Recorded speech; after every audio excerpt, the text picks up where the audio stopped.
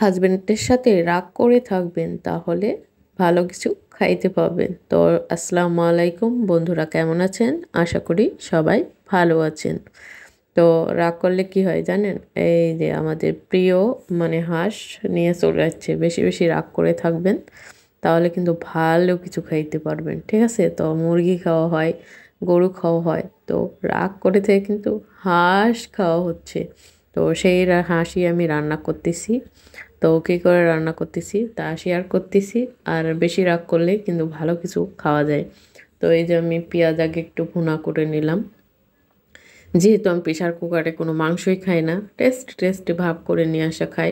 তো আমি পেঁয়াজটা লাল লাল করে ভেজে দিলাম। এখানে গরম মশলা, এলাচ সব কিছু দিয়ে দিলাম। তারপরে তেজপাত দিয়েছি, তারপরে হলুদ দিয়েছি, আদা বাটা, রসুন বাটা দিয়েছি, দিয়ে লবণ দিয়েছি।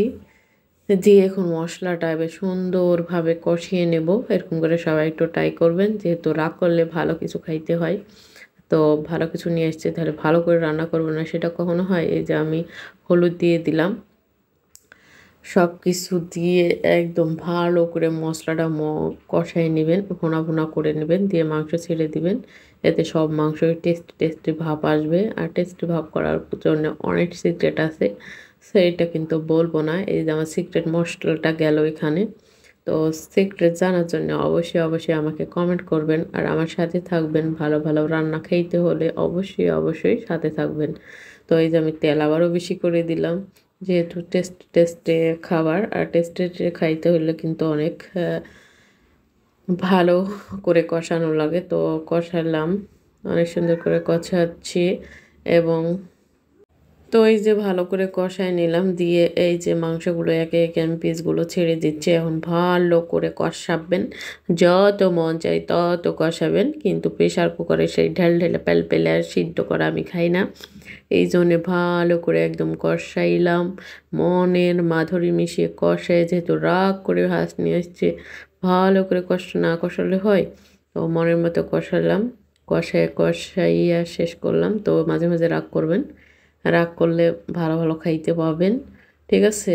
আর ভালো করে খাওয়াবেন, এইটাই হলো স্বাভাবিক। বেশি রাগ করলে ভালো কিছু খাওয়া যায়।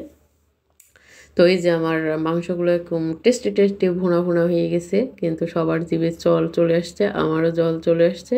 তো আমার বাচ্চারা একটু আলু খায়, তার জন্য একটু আলু দিলাম। তো আলুটা আরও একটু ভালো করে দিতে পারতাম, তার মানে ভেজে দিই মাঝে মাঝে। তো আজকে সময় নেই, বেশি রাগ করলে যা হয়।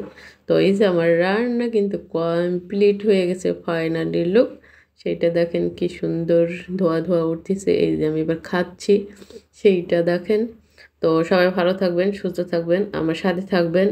আর রাগ করলে এই যে কেমন সুন্দর সুন্দর জিনিস খাওয়া যায়, একটু দেখবেন আর ট্রাই করবেন।